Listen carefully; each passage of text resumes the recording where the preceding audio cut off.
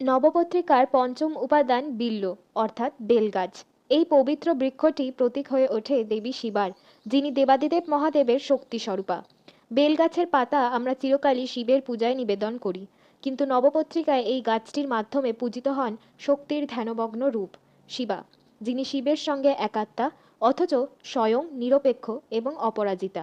বিল্বপত্রে ত্রিফলা সৃষ্টি, স্থিতি আর প্রলয়ের প্রতীক।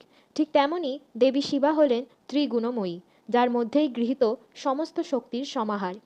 এই বৃক্ষ যেমন তার ছায়া ও ঔষধিগণে আমাদের সুরক্ষা দেয়, তেমনি দেবী শিবা অন্তরালের নিস্তব্ধ শক্তি, যিনি রক্ষাকর্ত্রী, ধ্যানমগ্না এবং সর্বজ্ঞা।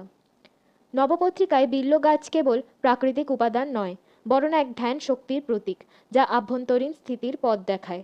এইভাবেই বেলগাছ হয়ে ওঠে সেই দেবীর স্মারক, যিনি নিঃশব্দে সমস্ত সৃষ্টিকে রক্ষা করেন। নবপত্রিকার ষষ্ঠম উপাদানটি জানতে এই ভিডিওটিকে লাইক দিন এবং আমার চ্যানেলটিকে সাবস্ক্রাইব করুন। ধন্যবাদ।